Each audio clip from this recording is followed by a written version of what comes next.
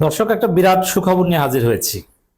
BNP যতই উল্টাপাল্টা কথা বলুক, উল্টাপাল্টা কাজ করুক, জামাতের রাজপথের আন্দোলনের চাপে পিষ্ট হয়ে জাতীয় সংসদে এই জামাতের দাবি পূরণ করবে, দাবি মেনে নিতে বাধ্য হবে, নিবে সেটা না, নিতে বাধ্য হবে। দর্শক, জামাত জোটে রাজপথের আন্দোলন সফল হওয়ার আলামত আমরা স্পষ্টত আজকেই পেয়ে গিয়েছি। জামাত জাস্ট ট্রেলার দেখিয়েছে কিসের আন্দোলন। জাস্ট ঢাকায় 2-4টা বিক্ষোভ মিছিল করেছে, জামাত একটু করেছে, শিবির একটু করেছে, কিছু লিফলেট বিতরণ করেছে, মানববন্ধন করছে, জেলায় মহানগরে বিক্ষোভ মিছিল করেছে, দ্যাটস ইট। তাতেই বিএনপি টনক নড়তে শুরু করেছে। বিএনপি উপলব্ধি করছে যে জামাত যতটা শক্তিশালী রাজনৈতিক জোট, তাদের আন্দোলন করার যে ক্যাপাসিটি, এই আন্দোলন সামাল দিয়ে ক্ষমতায় টিকে থাকা বিএনপির পক্ষে সম্ভব না। যদিও এখন পর্যন্ত বিএনপির নীতি আদর্শ হচ্ছে জনগণের কাছে জবাবদিহি নয়, বরং নিরাপত্তা বাহিনীগুলোর উপর ভর করে তাদেরকে সন্তুষ্ট করে ক্ষমতায় টিকে থাকা। কিন্তু জামাত এমন একটা রাজনৈতিক সংগঠন যাদেরকে কেনা যায় না, যারা মৃত্যুকে পরোয়া করে না। আর এদেশের জেনজি এখন মৃত্যুকে পরোয়া করে না।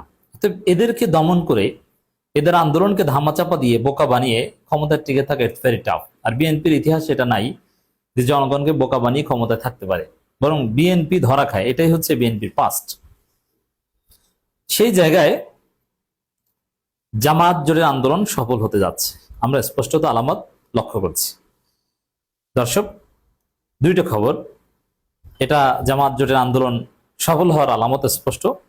সালাউদ্দিন আহমেদ স্বরাষ্ট্রমন্ত্রী হলেও তাকে অনেকে প্রধানমন্ত্রী বলেন, আবার অনেকে আমাদেরকে দেখাচ্ছেন যে উইকিপিডিয়ায় তাকে প্রধানমন্ত্রী হিসেবে লেখা হয়েছিল, পরে এডিট করা হয়েছে, এবং কেউ কেউ ডিফ্যাক্টো প্রাইম মিনিস্টার বলেন। বা ভারত সালাউদ্দিন আহমেদকেই প্রধানমন্ত্রীত্বের দায়িত্ব দিয়েছেন। তারেক রহমান এখানে শোপিস, পুতুল, যার ফলে সংসদ নেতার যে বক্তব্য সেটা তারেক রহমান দেন না, সেটা দেন সালাউদ্দিন আহমেদ। গুম, মানবাধিকার ও সুপ্রিম কোর্ট সচিবালয় অধ্যাদেশ নিয়ে সংশ্লিষ্টদের সঙ্গে কথা বলে আরো ভালো আইন করা হবে। অন্তর্বর্তী সরকারের তড়িঘড়ি করে জারি করা কিছু অধ্যাদেশ নিয়ে বিরোধী দল রাজনীতি করতে চাচ্ছে। হ্যাঁ, বিরোধী দল রাজনীতি করতে চাচ্ছে, আর সেই রাজনীতিতে পিষ্ট হয়ে আপনারা বলছেন যে এটা আরো ভালো আইন করবো। হ্যাঁ, করেন। এটাই অ্যাটলিস্ট এই বক্তব্য থেকে স্পষ্ট আলামত যে সংসদে জামাত যা দাবি করছে সেটা করতে যাচ্ছে। তবে আরো ভালো আইন করব এটা বলে আপনি তাল বাহানা করবেন, আপনি পুরো জাতিকে ঘুরাবেন, প্রতারণা করবেন, এটা হবে না। ভালো আইন করবেন, ভালো আইন করে দেখান। ঠিক আছে, গুম অধ্যাদেশ আরো ভালোভাবে গুম অধ্যাদেশ করে দেখান। বিচার বিভাগ পৃথকীকরণ আরো কার্যকরভাবে বিচার বিভাগ পৃথকীকরণ করে দেখান। আলাদা সচিবালয় করেন, বিচারক নিয়োগের আলাদা, উচ্চ আদালতের বিচারক নিয়োগের আলাদা বিধিমালা করেন। যাকে ইচ্ছে তাকে যেভাবে ইচ্ছে সেভাবে বিচারক নিয়োগ করতে পারবেন না, করেন, দেখান। হ্যাঁ, এটা করতে বাধ্য হবে। এখন বিএনপি শুধু বলবে হ্যাঁ করব করব করব, আর করবে না, না, এতে তো আন্দোলন থামবে না। জামাত জোট স্পষ্ট করে বলেছে দাবি আদায় না হওয়া পর্যন্ত আমরা ঘরে ফিরবো না। অতএব আন্দোলন চলতে থাকবে। এই আন্দোলন বিএনপি সামাল দিতে পারবে না। অতএব বিএনপিকে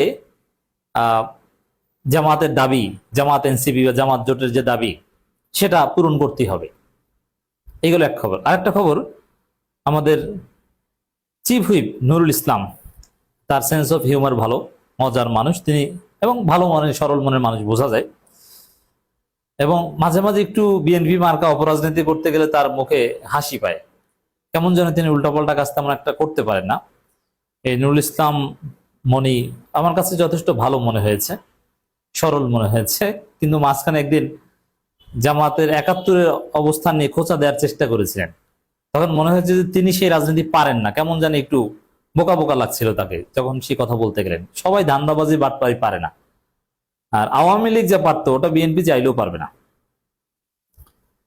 চিফ হুইপ বলেছেন বাতিল হওয়ার 16টি অধ্যাদেশ পরবর্তীতে বিল আকারে উত্থাপন করা হবে। সালাউদ্দিন আহমেদের কথা আর চিফ হুইপের কথার মধ্যে মিল আছে। এর মানে বাতিল হওয়ার 16টি অধ্যাদেশ পরবর্তীতে বিল আকারে উত্থাপন করা হবে, সংশোধিত বিল আকারে কিছু পরিমার্জন করে। ওইটি সালাউদ্দিন বলেছেন যে আরো ভালোভাবে।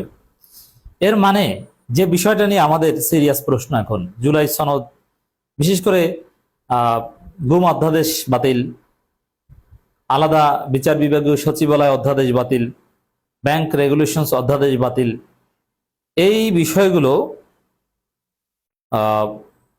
পরবর্তীতে বিল আকারে উত্থাপন করতে বাধ্য হবে।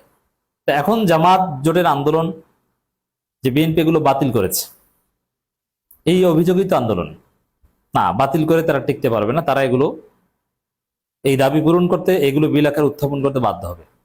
নইলে জামাত জোট যেভাবে 2 মাসের মধ্যে বিএনপির 12টা বাজিয়ে দিয়েছে, বিএনপিকে জাতির সামনে প্রতারক এবং ধান্দাবাজ বিশ্বাসঘাতক হিসেবে প্রমাণ করতে সক্ষম হয়েছে, এই এই অভিযোগের ভার সহ্য করে দেশ পরিচালনা করা বিএনপির পক্ষে সম্ভব নয়। অতএব এটা কিন্তু সুখবর। তবে জামাতকে আন্দোলন কন্টিনিউ করতে হবে এবং বিএনপির কোনো আশ্বাসে বিশ্বাস করা যাবে না যে আপনারা যেই দিন পাশ করাবেন ওই দিন আন্দোলন থামবে, তার 1 সেকেন্ড আগেও আন্দোলন থামবে না। চিফ হুইপ নুরুল ইসলাম বলেছেন, বাতিল হওয়া 16টি অধ্যাদেশ পরবর্তীতে বিল আকারে উত্থাপন করা হবে। রোববার দুপুর 12টার দিকে জাতীয় সংসদ ভবনের 4র্থ তলায় স্পিকারের কক্ষে নবনির্বাচিত 2 সংসদ সদস্যদের শপথ অনুষ্ঠান শেষে সাংবাদিকদের তিনি একথা বলেন। এখানে একটা বিষয় দেখেন, এই যে অধ্যাদেশগুলো বাতিল করেছে, বিএনপি বাতিলের পক্ষে কোনো যুক্তি দিতে পারে নাই, জাস্ট বাতিল করেছে। এখন জাতিকে তো বোঝাতে হবে আপনি কেন বাতিল করেছেন। আপনি গায়ের জোরে যা ইচ্ছে তা বলবেন। সিভিল সোসাইটি অনেকে বলেছে এটা কি মগের মুল্লুক, যে অধ্যাদেশ মন চেয়েছে পাশ করিয়েছে, যে অধ্যাদেশ মন চেয়েছে বাতিল করেছে, যেটা মন চেয়েছে সংশোধন করে দিয়েছে। না, এই মগের মুল্লুক তো চলবে না। তো এই জন্য যেহেতু বিএনপি এখানে চুপচাপ, অতি শীঘ্রই বিএনপিকে এটা মেকআপ করতে হবে, উপায় নেই এছাড়া, নাহলে টিকতেই পারবে না, ক্ষমতাই থাকবে না তাদের। চিফ হুইপ বলেন, বিএনপি মানবিক ও কল্যাণমুখী রাষ্ট্র গঠন করতে চায়। ঠিক আছে, তাহলে গুম অধ্যাদেশ পাশ করিয়ে দেখান, আরো ভালোভাবে পাশ করে দেখান, মানবাধিকার অধ্যাদেশ পাশ করে দেখান, বিচার বিভাগকে সম্পূর্ণ স্বাধীন ও নিরপেক্ষ করে দেখান। এটা করতে পারলে আপনার ক্ষমতা টিকবে, নইলে আপনার বিচারকদের সহ পালাতে হবে। শপথবদ্ধ রাজনীতিবিদ বানাবেন বিচারকদের, তারা সহ আপনারা পালাবেন। চিফ হুইপ বলেন,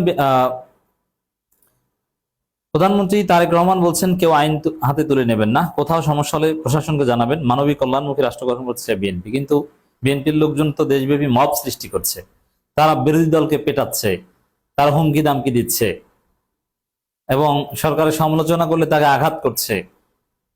এবং এই যে বিভিন্ন জায়গায় মব করে পীরকে হত্যা, মাজার কিংবা দরবারকে পুড়িয়ে দেয়া, ভাঙচুর করা, এগুলোর সাথে বিএনপির ক্ষমতা কাঠামো জড়িত। এবং এই যে চাঁদাবাজি করছে, এটা তো আইন নিজের হাতে তুলে নিয়েই করছে, জোর করে চাঁদা আদায় করছে, এই যে কাউকে জোর করা, এটা করছে। অতএব তারেক রহমানের এই নসিহত বিএনপির কেউই তো শুনছেন না।